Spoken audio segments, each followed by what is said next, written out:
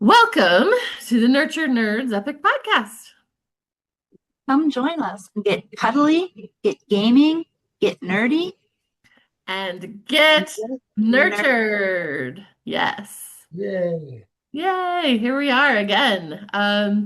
Yeah, this is episode number 37. Can you believe it? It is September 28th, 2025, episode 37 of Nurtured Nerds. That's amazing. And we're going to introduce everybody in just a sec. This is the podcast where we ask, what are you nerdy about, and how does that connect with wellness and connection? And we're going to catch up with oh, see, now our producer wrote me some really cool stuff, so I got to read it because it's awesome. He says, "We are catching a wave with a surfer and a mindfulness enthusiast." Uh, Chris is coming with us today, and it says, this guy has a whole toolkit for creating his own best reality. So I'm looking forward to talking with Chris today. We'll find out more about that and a little bit more about the Nurtured Nerds community, which is free to join. So you can reach out to us and don't forget to hit subscribe. But first, let's introduce ourselves and my co-host today. My name is Mary Sorensen, and I am a professional cuddler, and I'm the executive director of Cuddle Party, and I'm working to bring the cuddle community together. It's all about connection for me. I'm located in Panama right now, and it's a beautiful day today. I sang a show, and I would love to hear from our co-host, Bethany, to introduce yourself, please. Hi, I'm Bethany Altieri. I don't have anything quite so interesting as Mary. Um, Mostly I take care of my plants and connect that way. So um, I saw there was a question about beverages, and I am drinking Tulsi tea, which is a basil tea that is supposed to help you be more balanced and in a holistic way. So, I've heard of that, and it was recommended to me, but I hadn't found it yet, so I've never tried it. I'm gonna have to try that now. And I am drinking this agua de coco, which is coconut water. And it's got some coconut pulp in it, and I was loving it, and it tastes really good, and it's got electrolytes and all this stuff in it until I realized that it's got the same amount of sugar as soda. So I'm sad about that. I'm like, why can't I get this with less sugar? That's what I would want. But it tastes good. It's a fun thing in Panama, and of course, I have my water always. And then we have our guest with us today. Chris, would you introduce yourself and any interesting beverage you might be drinking tonight? Chris Van Schaack. I'm here in Gold Beach, Oregon, and I have licorice tea that is absolutely delicious, and very grateful for all the people that make possible these teas that we drink, because I love tea. Yeah, thank you. That's one of our nods back to our founder of Nurtured Nerds because she was very interested in sharing her teas with everybody. And so that's why we talk about what are we drinking today. And I always try to think of something interesting. And I love hearing all the interesting things people are drinking. So thank you for that. Well, let's get into it and let's talk about let's meet Chris. Chris, can you tell us a little more about your what are you doing in regards to like mindfulness and connection, and how does that fit in your career as a surfer? Well, yeah. So my career as a been a surfer. My family was into surfing and got me in the water. I love being in the ocean. Surfing's a fairly small part of it. I like skin diving and um, just love being in the water. Do a lot of kayaking once a week. Mm, As far as mindfulness goes, it's kind of interesting. I've less and less these days do I do any particular practices, and more find myself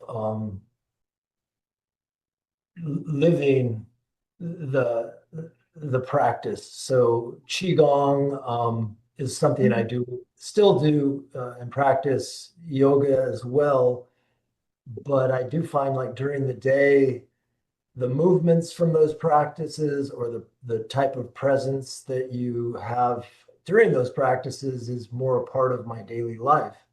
And that feels really good. I've pretty much I'm semi-retired, or I don't know what you want to call it, but I have income, passive income, and it allows me to have a little less stress in the area of finances. So more and more I'm feel at leisure, and it's less and less than, I have a lot of friends that teach a lot of great practices to become mindful, to become present.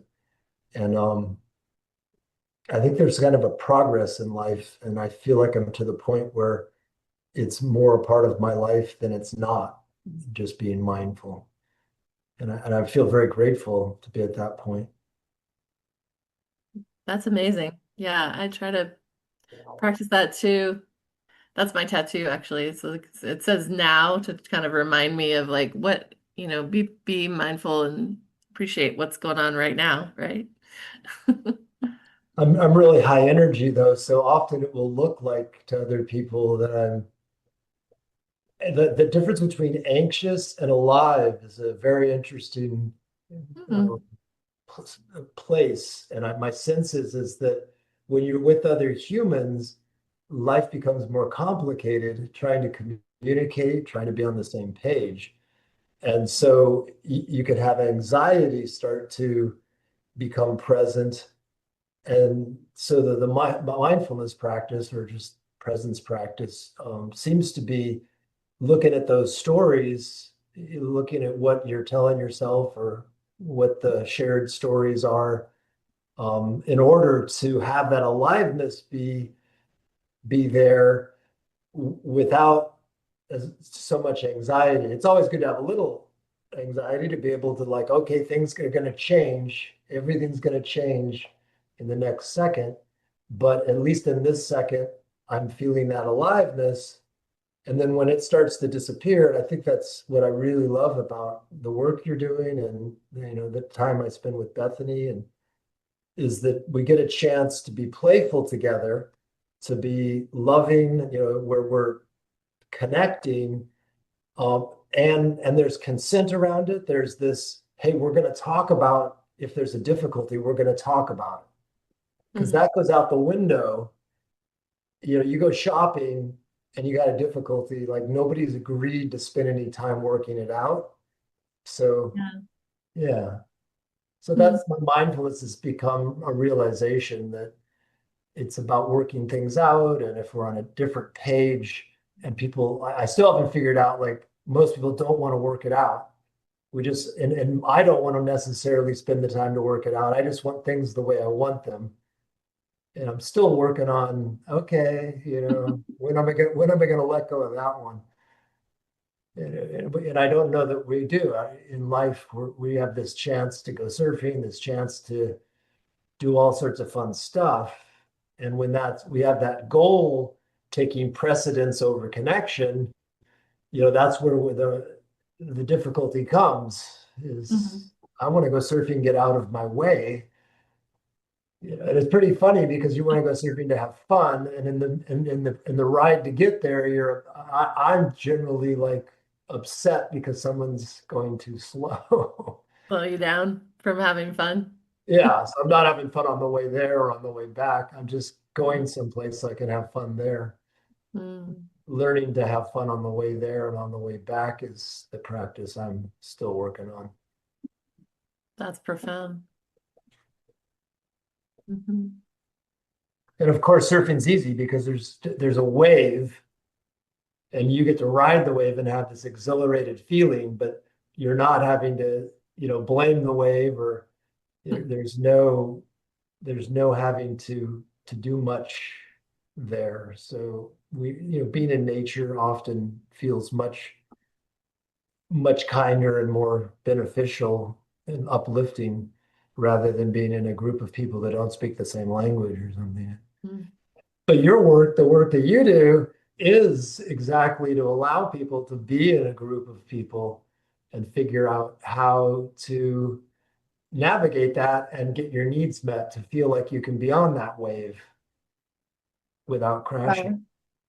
Yeah, I like that analogy. It's kind of like I mean, I was I was just thinking about connecting with nature versus connecting with people.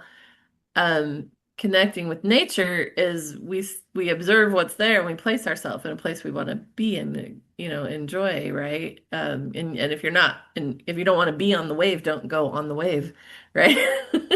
um, but it's kind of the same with people. Like if we could see who people authentically are and choose to enjoy their wave, it's kind of like nature.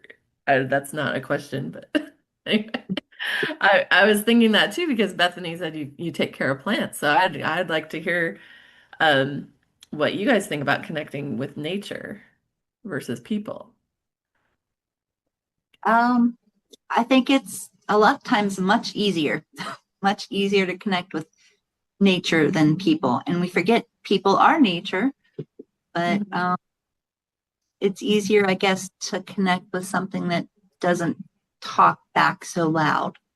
Mm-hmm. With nature, you just have to kind of be with it and listen. Mm-hmm. And I guess being with people might be easier if you did the same thing. I was just thinking that. I was like, ooh, I wish we could just, why don't we just do that with people, right? Yeah, everybody wants to be heard instead of listen. Mm-hmm. Yeah. Hmm.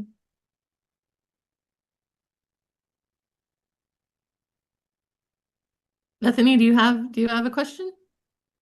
Oh, I was wondering if Chris had any great surfing stories to tell. Well, like I said, I have not surfed that much, but the my brother's an avid surfer. He's been surfing since I was a little kid. So anytime I spend time with him, I'm surfing. And one time I remember he took me out to San Onofre, and there was probably it's Southern California near San Clemente. The power plant used to be there, the nuclear power plant. But anyway, we were out surfing, and actually two stories out surfing, and there was like 8 foot waves, which for me as a person that likes surfing but hasn't been out that much, it was a big wave. So I caught this pretty big wave that's powerful and must have ridden it, the longest ride I'd ever had from like the second point to the first point. And I was like, that was fun. I can't wait to do that again. So I paddled out, was waiting for the next wave, and I noticed, my body was pretty tired. I'm like, oh, okay, you have that adrenaline and excitement. Well, the next wave came, and they're big waves, and it just pummeled me and brought me like all the way back in. But it was surprising that just I'm a pretty strong person, but just how much respect I have for really good surfers and how much respect I have for the ocean and how powerful it was. And if you're not just in the right spot. The other one was a story was when the power plant alarm went off. And I don't surf that much, and I happened to be there that day. I'm out in the water surfing with my brother, and we heard the alarm go off because they had the inner jackets were melting down on the power plant that cooled the water. It wasn't the nuclear part, but anyway, that went off, and none of us. We were all having so much fun that none of us. It's probably just a mistake, and we all kept surfing for like 2 hours. But Mm-hmm. it was didn't have any power leak, but it shut the plant down, which was it's a kind of a big thing, right? I mean, then to be out in the water surfing when that happened. Part of the reason surfing there was so fun though was because the water was warmer there because they used it to cool the power plant. So, so the Where water, was that? San Clemente, San Onofre in particular, it's called Mm-hmm. San Onofre Beach. And it's a famous beach for surfing. Really fun spot. But Nice. yeah, and I got to meet some neat people at that beach. It used to be a closed beach. There was you had to either be a military or in the 60s and early 70s, if you were a member of the surf club, you could go in. So it was just a handful of people. So it Mm. used to be pretty special to go to that spot. And I did get to meet some funky people there. It was late 60s and early 70s was a pretty fun time. Hmm. late 50s. My brother and his wife surfed. She surfed late 50s and all through the 60s. Her dad was an avid surfer. So anyway, Nice. Um, yeah, the ocean doesn't play, right? I mean, the ocean is like, this is who I am. Come and be with me if you want, but you get what you get. You know? yeah, and it can be kind of consistent. And then different areas. I live in Gold Beach here, and it isn't consistent. It can change really quickly. So there's different places. I think the East Coast in the winters, it has pretty nasty. The north part, just you don't know what's going to happen and it changes. And people can be that way too. True. Yeah. And how do you connect like being out in nature or surfing and surfer culture with like your mindfulness practices? Or do Well, you? so I'm actually more of a diver, and Oh, okay. Yeah. the scuba diving is a very Zen practice. It's pretty interesting, and the people that I dive with, to conserve your air when you're underwater. I learned to breathe very consistently instead of at 15. And so it's kind of funny because I started like breathing breath work for scuba diving. Hmm. And my friend, his tank, he'll stay an hour and a half underwater, and I'll stay like 45 minutes or an hour. And he's bigger than I am. And he just very Zen practice. So like you're in another world. Imagine putting yourself into outer space and you're in this self-contained thing, but it's beautiful. Like all the different colors and things are vibrant. And it's a wonderful practice. And it really gives you a perspective. People say that traveling and going different places gives you a different perspective, but sticking yourself underwater in a different world really gives you a practice of everything's kind of being made up. The whole world is evolving, and you don't know what to expect. We get that out of our TV if you watch cartoons and whatnot. But by diving and doing it from a pretty young age, I got this perspective of, oh, there's these weird slugs that cruise around underwater. In Mexico, I did a night dive where we were in the middle of nowhere in Baja, and some fishermen took us out in the day, and then they took us out at night. And there was a canyon that we went down into, an underwater canyon that had a current, and we did a current dive, which I'd never done before at night. And all these weird creatures come out, and you're sitting there watching these weird creatures, trusting the people above you that are following you because you're moving along underwater. So yeah, there's a lot of trust, a lot of magic, and the fellowship of people you do that with becomes, this pretty intimate connection. I don't know what other practices. There's probably similarities in all things. I mean, if you're quilting and you're making a beautiful quilt, and you've got these yarns that someone made. There's all sorts of beauty and ways to connect. But that's one that I've personally experienced and have really enjoyed and have longed for in my life is the underwater world. Hmm. And do you Sounds, consider, oh, I'm sorry. sorry, Bethany, go ahead. I was just going to say it sounds like an alien nation, like you're going to a different planet when you go underwater Yeah. because there's so many different things. And then when you come out and you see what's around you, you realize that there's similarities here. We've just labeled them so well that that they don't seem as unreal. But I'm looking out at a spruce tree and all these other things. They're pretty weird, pretty unique too. We're unique. There's a lot of yeah. So it gives a really good chance to value the experience of everything around us, and then what we can create when we're creative. Definitely. Yeah. And Chris, do you consider yourself a nerd for any of these things that you follow?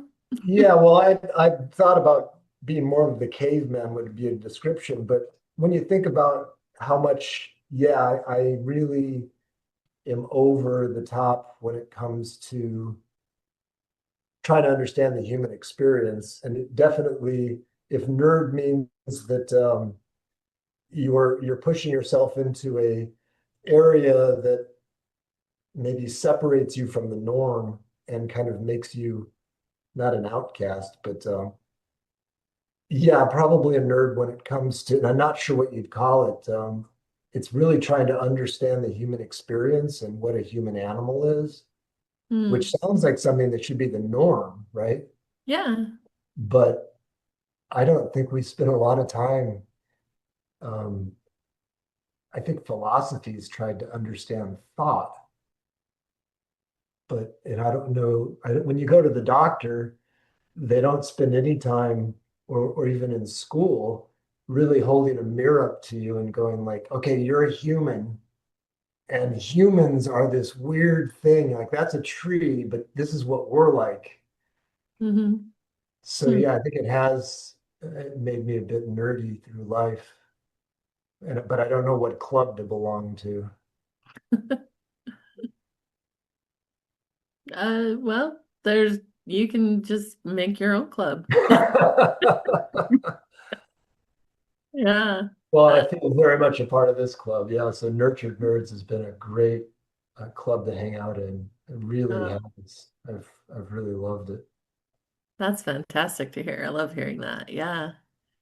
I feel like being a nerd just means that you're excited about something. You get really interested and excited and happy when you're in your element doing your thing or talking about it with other people who love it too. I feel like that's what being a nerd is. I love that. I love that description. I never thought of it before. Being a nerd is being interested in things. Yeah, that's what I think.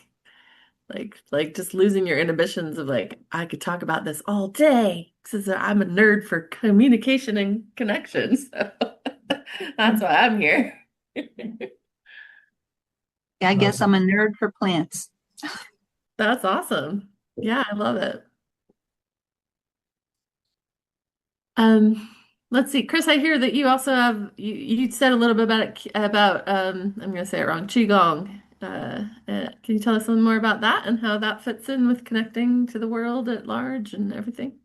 yeah, so I got in 2011. I moved to Portland, and oh boy, what an adventure that was. So many different interesting wellness modalities and whatnot. And the two things that I really got involved with there, one was laughter yoga, and the other was Qigong.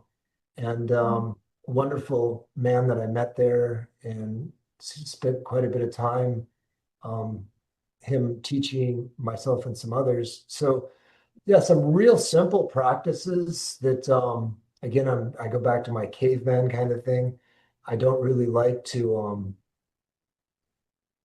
focus too much on the skill or technical part. I like focusing on the reward that you get from doing something and having it be accessible and simple. So laughter yoga was a perfect fit for me. It's like, oh, hey, just let's laugh and let's do something playful.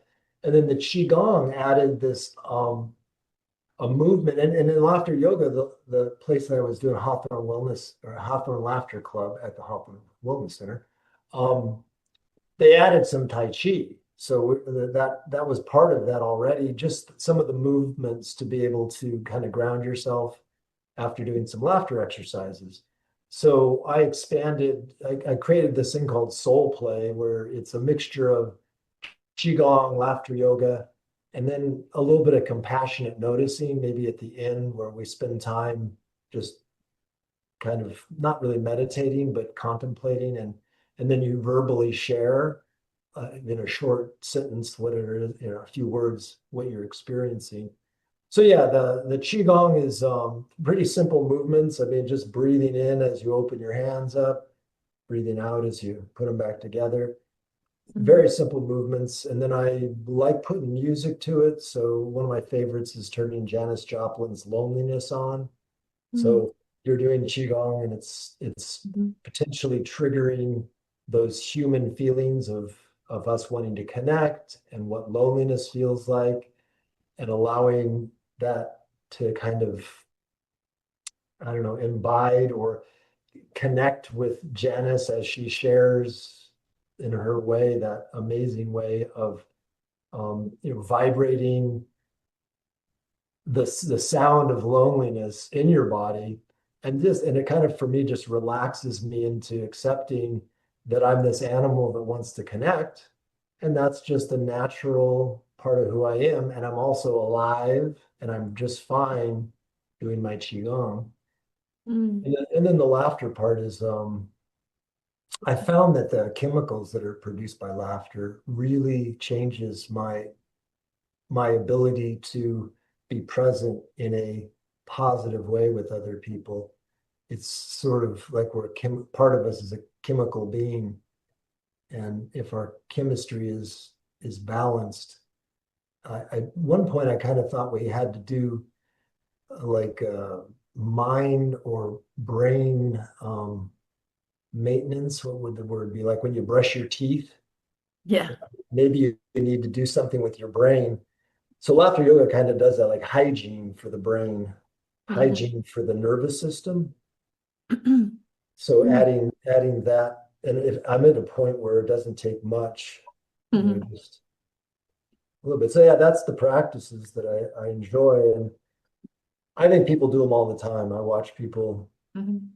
in their movements and watching a fun show and laughing, or just spending time with other people and having a smile on their face. I love that. Um, so I wanted to know, does I don't know how to, I always say it wrong. Qigong?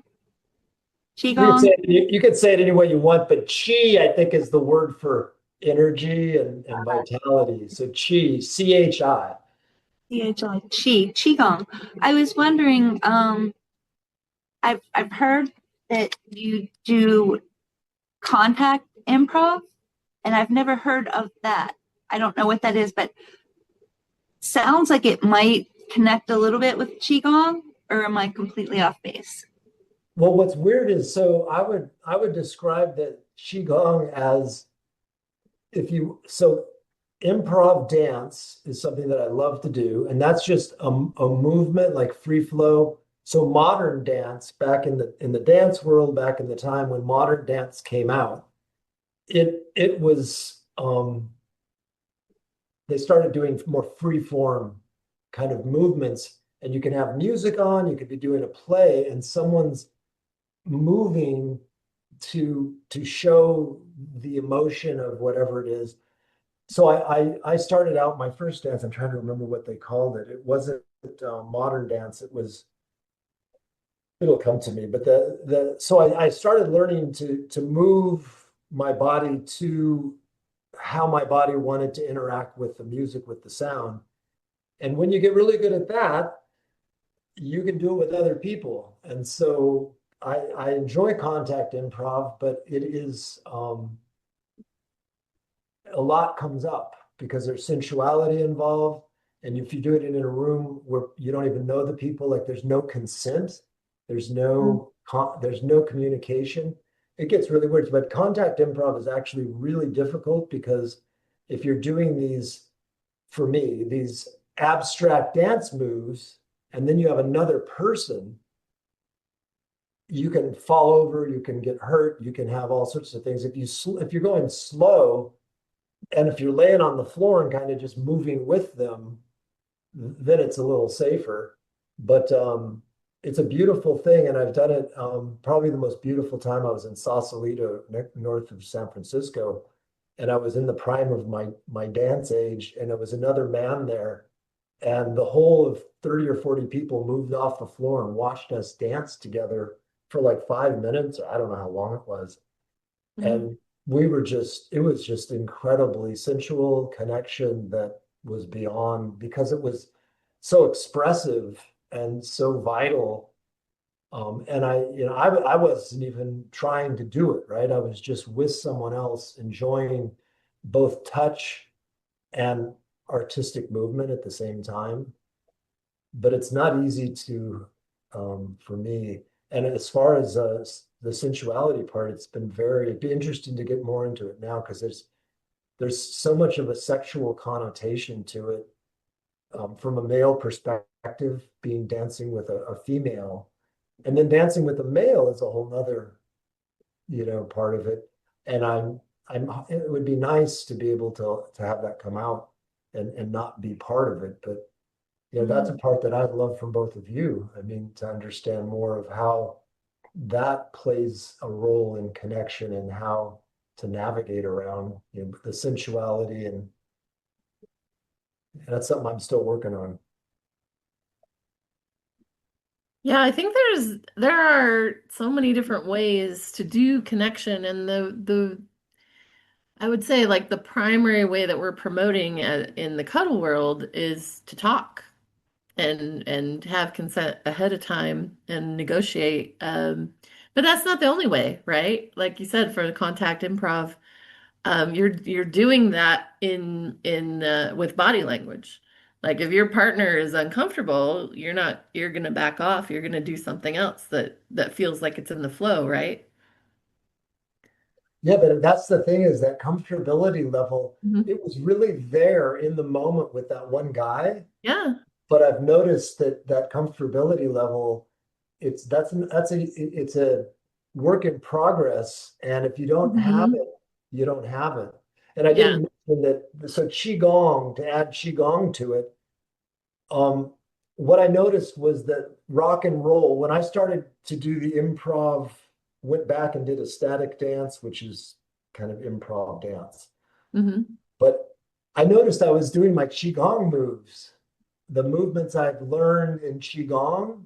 Oh Just yeah. so it, that's when I figured out that Qigong is not a static form that you learn. So think about, if you go to a physical therapist and they teach you these movements that are healthy for your joints and your body. Hmm. And then you then think about, oh, well, could I make that into turn music on and make it into a dance? Could I be doing those in a really alive way while I'm dancing to music? And then you can add, okay, can I do that with other people if we Hmm. all learn those movements? So what I did notice, though, was people were doing the same movements of Qigong, when they're dancing. There's the same stuff, maybe not as accurate or whatever. Hmm. But I do think that if we taught people Qigong when they were young and they went out dancing at a nightclub, they would be doing the movements that made their body feel better.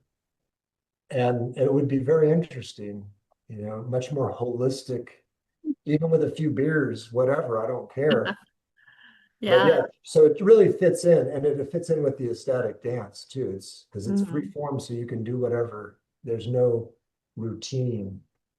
Right. Yeah, they're all different forms of connection because um from my understanding of Qigong, it's about connecting with yourself and your body, like in your internal organs and helping yourself feel good through movement. Does that match what you think? Well, so yeah, it's a more about paying attention would be a good way to describe it. So Mhm. there's a move for your liver, and you run your hands, Mhm. palms on the side of your body, Mhm. Mhm. Yeah, and we you don't get much chance to feel a little. feel. And then another one is you put your hand on your kidneys. Mm. And so when your kidneys are where your adrenaline glands are, and so when you move and you twist your body, you can massage your kidneys. So it gives a chance for you to pay attention to. Mhm. And the guy that taught me qigong was a masseuse, and one Ah. time he had me on the table, and he took his elbow, I think, and he shoved it into my kidney. Maybe it was his hand, And I felt like a lightning bolt release, like Mm. all that tension, adrenaline gland constantly being on. Um, I all of a sudden, because he had force on it, I had recognition because I turned off my cellular awareness, my neural awareness had just not paid attention to it. So the Qigong gives you this really um, simple, gentle way to bring attention to different parts of your body, internal organs, Hmm. so you get a chance to have a relationship with them rather than like neuropathy, where everything's lost connection.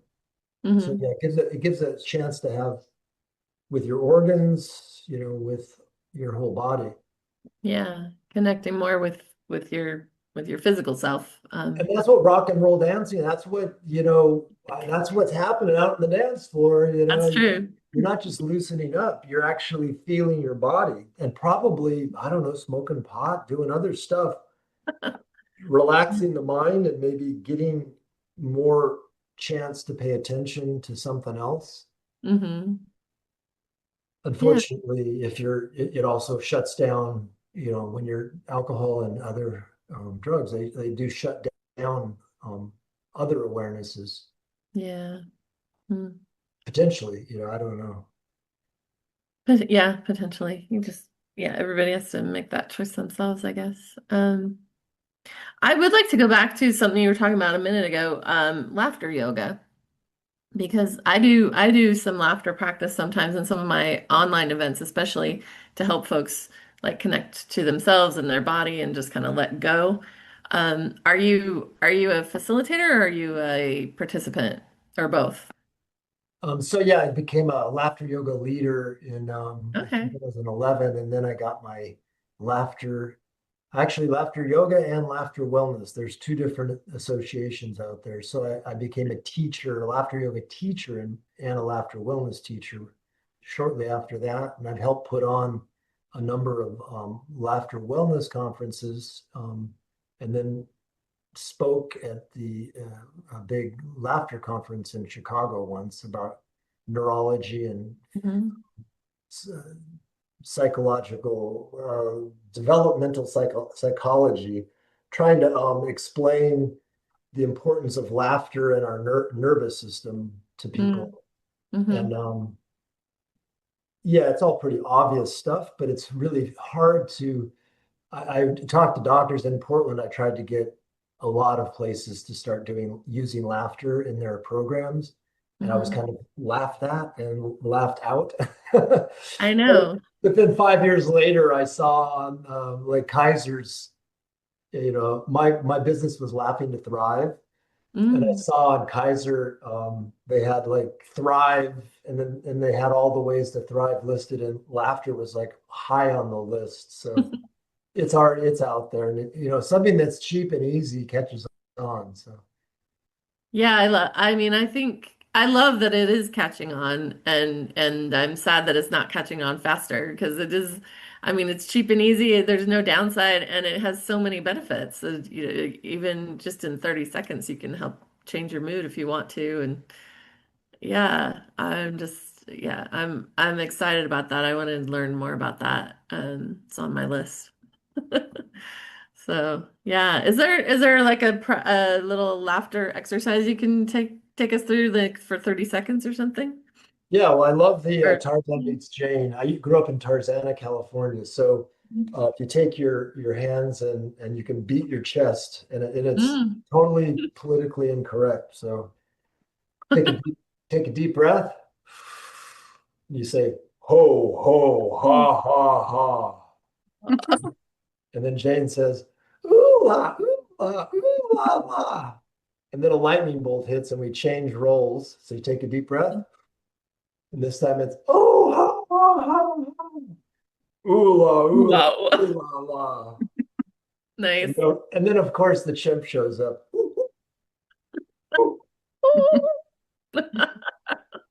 Yeah.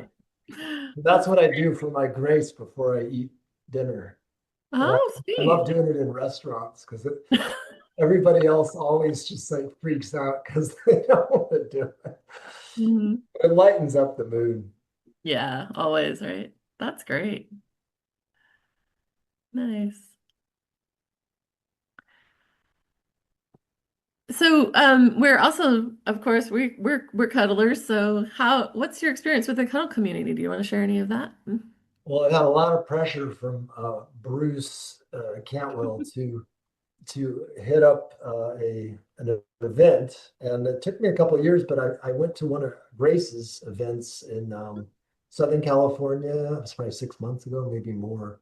Mm-hmm. And it was wonderful. It was I'm old enough to not be too freaked out, and I've done a lot of strange stuff, so I was Mm-hmm. fairly. But the first thing I did is walk in the room, and I hadn't met her in person. And the first thing I did was give her a hug. And Mm-hmm. of course, I didn't ask. So it was like, oh, darn, I could have actually practiced. But anyway, um, great event. And I really just went there to give myself space and kind of see what was going to happen. And of course, Guido Morgan had wanted to meet me at the event, and really was very gracious about trying to get me to get to that event. Um, it is weird how much effort it takes, and how much resistance I even had Mm-hmm. to, they're not everywhere. So it was a bit of a drive and some coordination, but they're super valuable. It was very valuable for me. And so what happened was she did a great job of creating a space where we got a chance to do those consent exercises. During Mm-hmm. that, I got to watch people. I had no problem saying no, yes, no. Other people, had a lot of problems. Like I was shocked Mm-hmm. at how hard it was for some people to say no. I mean, I don't like saying no, and I want to hug, but Yeah. yeah, that was very enlightening. And then when I saw somebody was giving a hug, and I, looked at the one guy, and he looked really nervous. And I was like, oh boy, he looks really nervous. I wonder if I look that nervous. I wonder, And then I saw him, he was really nervous, and he started kind of patting it was a woman he was hugging up on the back. And the Mm-hmm. woman said, I did not give you permission to pat my back. Mm-hmm. And I just noticed my whole body kind of like, because I would never, I think that was great that she shared that she didn't want to be patted on the back. Mm-hmm. But on the other hand, it made me really aware that, oh my God, I better be really cautious about what I do and how I do it. So I noticed myself, like the next half hour, I did a couple practices with a guy, and with maybe a woman came over, and some interesting practices. But then I just laid on the floor with another guy, and we talked, and like maybe held hands or whatever. And Mm-hmm. that was fine. I was fine with spending the rest of the time just there because I was kind of nervous. And so the same woman that had said no, don't pat my back, she Mm-hmm. came over and asked if she could lay between us and do koala bear and tree or something, Oh, which I don't know what that is. uh-huh. I have no idea what she. And I was like, you know what? You do whatever you want. I'm just the guy that is going to try not to be a caveman and rape and pillage everyone. That's what's going on in my brain. I'm going to lay here and be Mm-hmm. innocuous. And so, but it was a great practice because I'm like, okay, well, she's laying here. So I asked her if I could massage her head. And she said, yeah, sure. Her hair or whatever. So I massaged her head, and then I said, can I massage your neck? And she's like, because I thought the neck, well, if I got my hands around her neck, that's pretty, you know, Intimate. yeah, intimate. So I massaged her neck, and then she had a necklace on. I go, oh, can I run my finger around your neck? Being like totally wanting to get a no, because Mm-hmm. it was a very awkward thing to ask. You're laying on the ground. That is kind of weird. And But yeah, and so she said no. I'm like, oh, mm-hmm. good. I got to know. That's all I wanted. So for I me, love. Yeah, I love that practice of like, I want to ask a question that you're gonna say no to. But most of the time when I try to do that, people just end up saying yes. It's kind of weird. Right. Well, and I knew that if I got further down the body, that might, I'd get a no Mhm. pretty quick maybe, but I don't know. Mhm.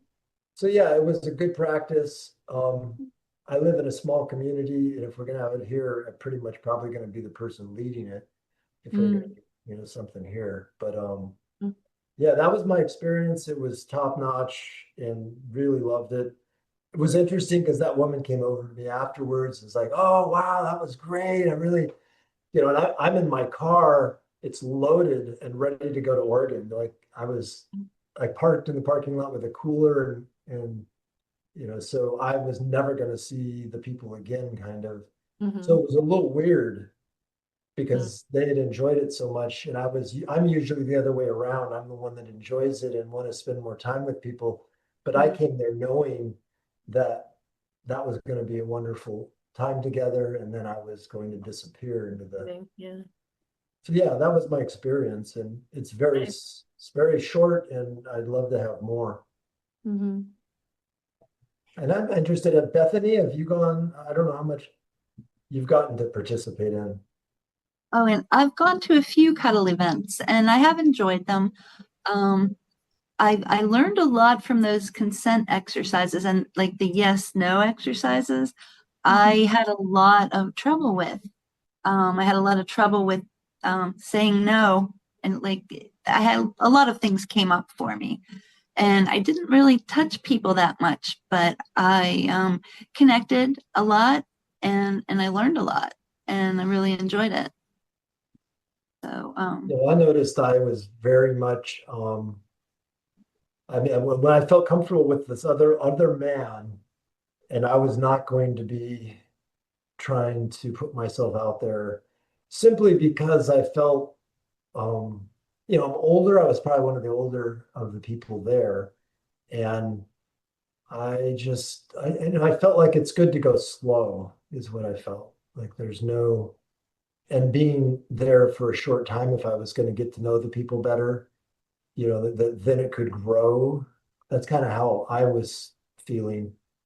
But it's kind of an awkward situation. The laughter was easier for me because they really limit the touching, and it really would be nice to have more touching, but there's a whole nother level with that comes like the consent thing and the where people can be triggered, Mm. Mhm. and that practice of saying no. I just think it seems like it takes time, and Yeah. our world moves so fast. yeah, I like that you said it's a practice because it is a practice. Absolutely. Yeah. Something to keep coming back to.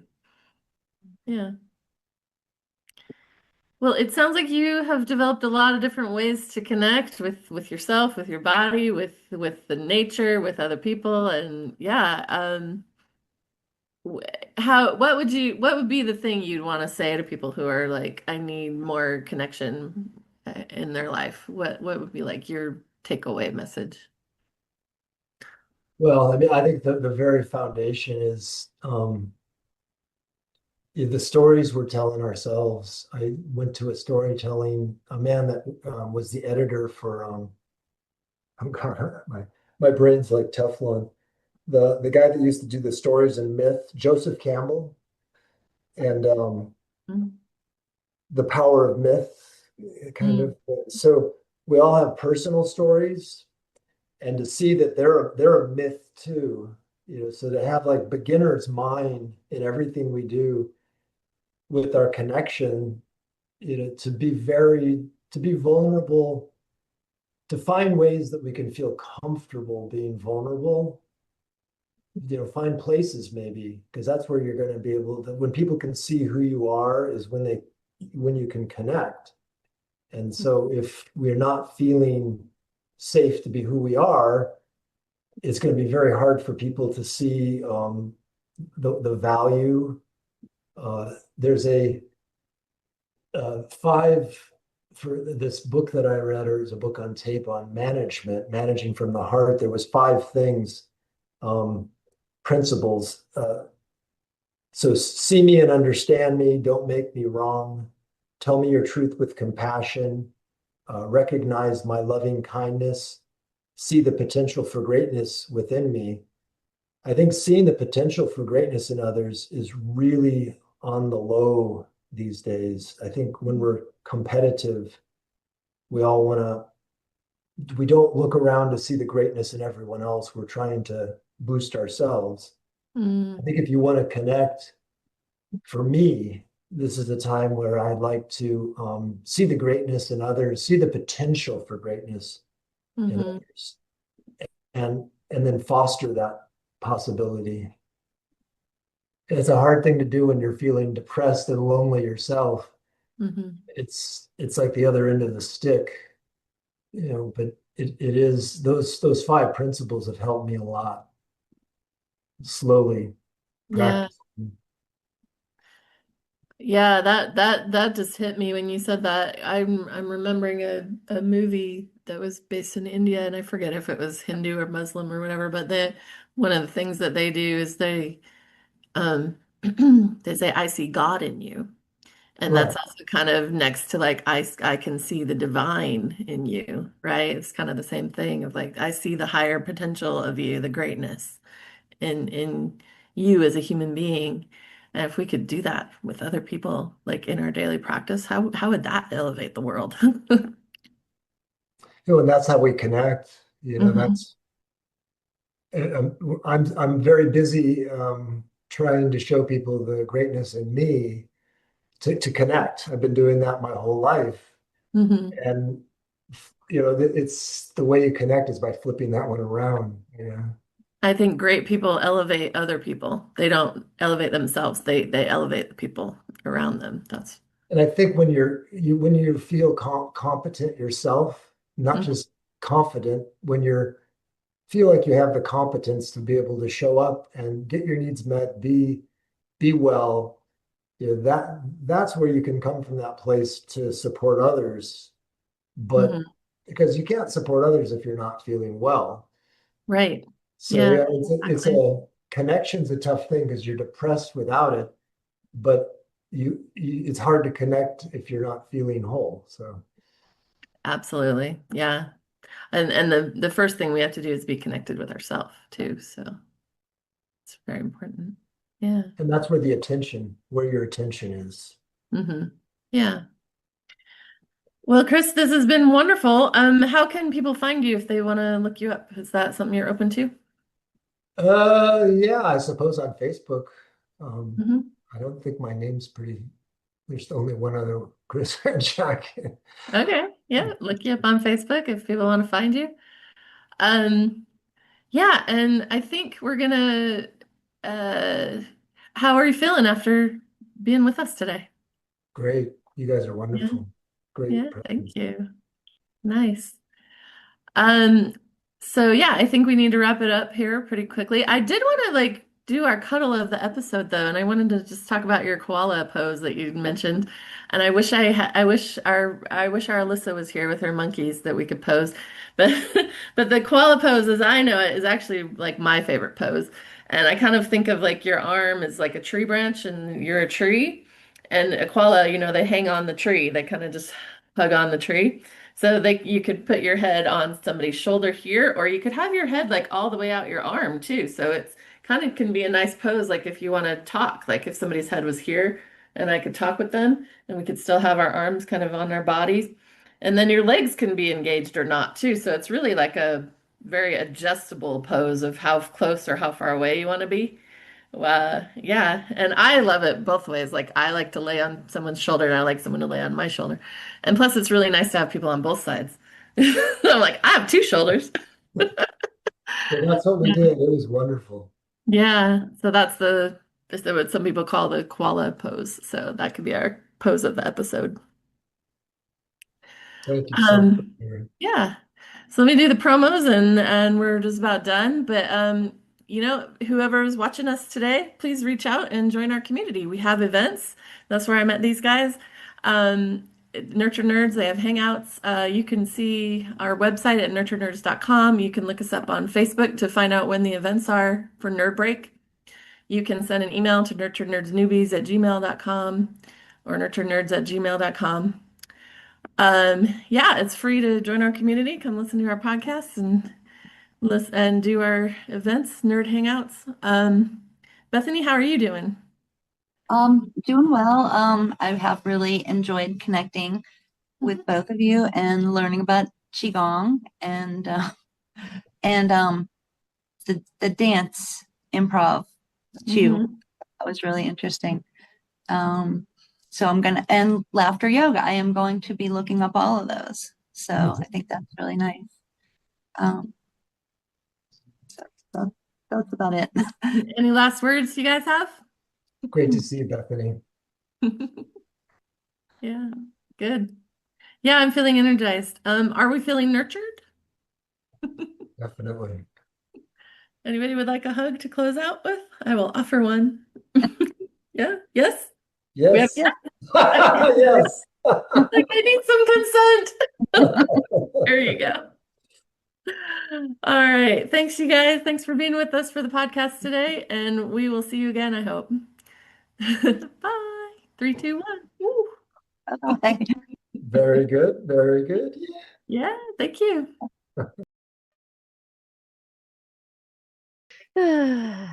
Yeah. Ah.